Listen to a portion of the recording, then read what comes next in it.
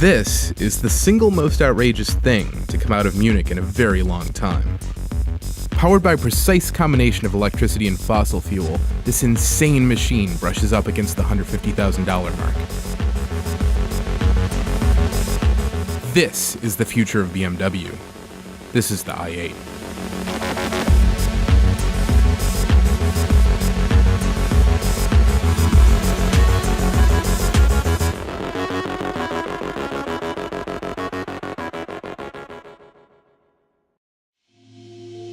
It's just like, it's like, the car is like from the future, right? Like, it doesn't feel like a BMW. It doesn't feel like anything else I've ever been in or around. It just like feels like from another dimension. It's like it was teleported in from another dimension and now I'm driving it.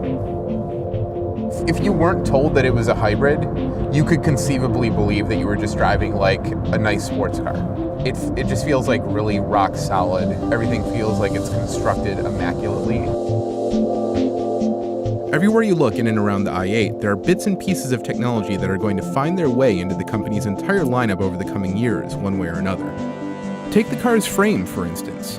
It's made of something called carbon fiber reinforced plastic, CFRP, and it's significantly lighter than the metals found in a typical car.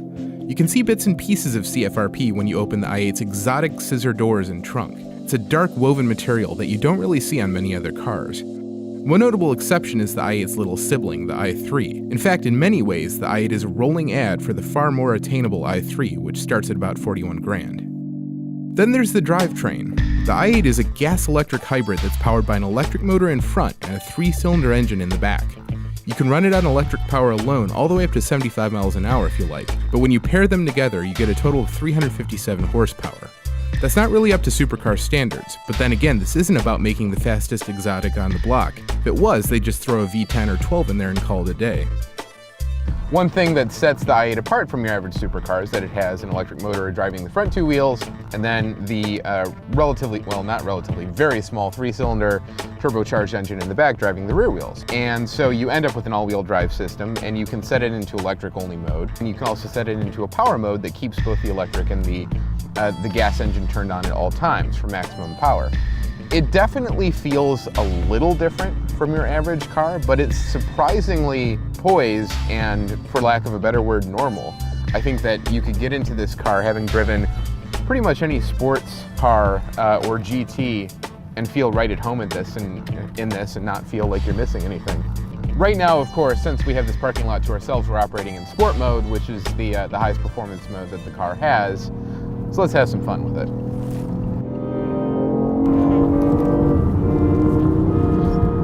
Okay.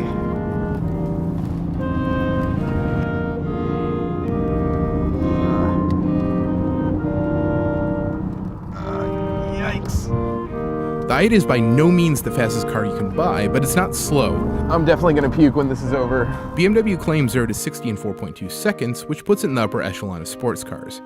That's particularly impressive when you consider the tiny 3-cylinder twin-turbo engine spooling up just a few feet behind you. To make sure that the i8's sound lives up to its image, engine sounds are piped into the cabin. I can't really tell what's real and what's fake, but I do know that the car sounds great. Throaty, powerful, like there's a V8 or V10 in there. There are a lot of beautiful cars in the world, but this one's different. I wouldn't even really call it beautiful, at least not in the traditional sense. It's technological. It just looks like it's full of patents and gadgets and doodads. And I think everyone on the road agrees. Driving the i8 is a social experience. You can't stop for food or gas or really much of anything without people stopping by to check it out. Something about those scissor doors, I think, which don't really serve any function but to look awesome. The insane taillights, the low aggressive stance, and the tricolor paint scheme don't hurt either. It's been impossible to do anything without attracting attention. We had not one but 2 state troopers stop their patrol units to ask about it. One got in the car. It's basically a feat of gymnastics to climb in and out. That's partly because the i8 is so low to the ground, but it's also because there's a wide, tall sill at the bottom and an open door at the top. You kind of have to get one leg in, sit on the sill, scooch over, and pull the other leg in if you want to drop into your fancy ride without looking like a fool. On the way out, you have to remember to reverse the process, otherwise you'll end up with a hand on the pavement as you flop out of the car. Fortunately, once you're inside, you don't really ever want to get out. It's It's a comfortable, cozy, futuristic environment. Doesn't necessarily look as fancy as you might expect on a car this expensive, but it's not bad. At night, light pipes all around the console and doors can be configured to glow blue, orange, or white, which adds a lot to the future car feel. Directly ahead of the driver, a full LCD takes the place of a traditional instrument cluster. This is becoming pretty commonplace nowadays, and a color heads-up display up in the windshield means that you never really need to look down. Behind you, there are technically rear seats, but don't take them too seriously. There's no real chance of a full-grown adult ever sitting back here, but you could stash a child or two in a pinch. Bottom line, I was really sad to give back the i8 after 3 days on the road. It feels poised and balanced and with a low center of gravity as a good sports car should.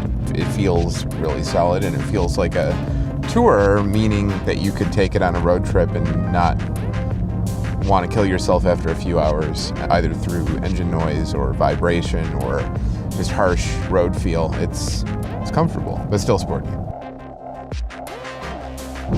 I can't get enough of the engine noise, and I still can't tell what's real and what's fake, but I don't care because it just sounds dope.